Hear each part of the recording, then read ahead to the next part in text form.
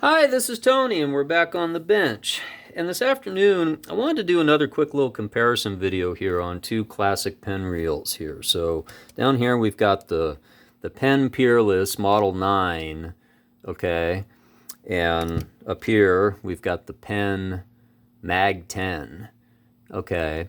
And so the reason why I chose both of these reels for a comparison video is, well, it's quite simple.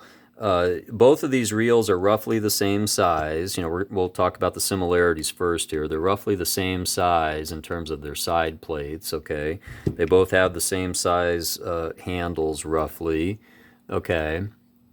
They incorporate the same style drag kit, an HT100 drag kit.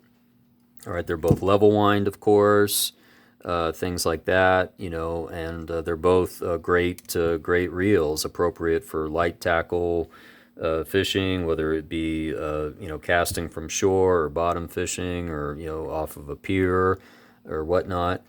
But some of the differences between these two reels, well, there's actually quite a few differences. Okay, so we'll start with the mag part. So the Penn 10 has a magnet inside of it that helps when you're free spooling, and it helps prevent backlash when you're casting. Okay, the 9, however, does not have that feature. Okay. So the next thing that stands out is the 9 has bushings on both ends, whereas the 10 has stainless steel ball bearings. Okay, so you have really smooth operation, with those bearings for sure. Another feature that's different is the Mag 10 has a direct drive lever down here. Okay, so if you're fighting big fish, you can save your drag kit from getting melted basically and smoking, and you can just fight the fish directly on the main gear. Okay, but then you can switch it back when you want to use the drag. So that's a feature, of course, that the number 9 does not have. Outside of that, I mean, those are really probably the biggest differences. The only other difference that's worth noting is the 9 has a 3.4 to 1 gear ratio.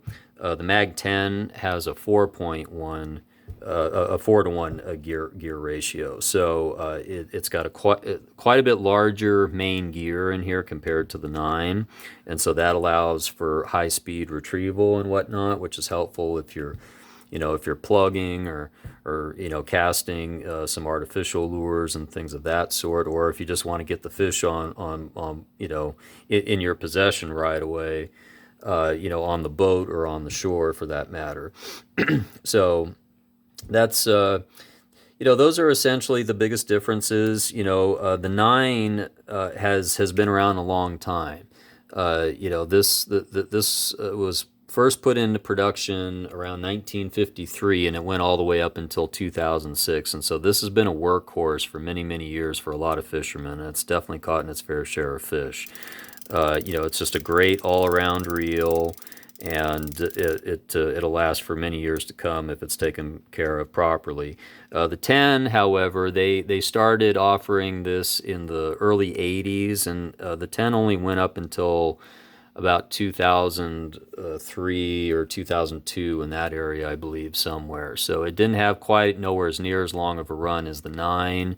But a very popular model, though, amongst fishermen that like those features that it possesses. And so, I love them both. They're great. I do like the 10, though, however, a lot. It just, because of those extra features that it has, it just makes for a lot of really enjoyable fishing, when you're using those features. And so hopefully that information was informative and helpful.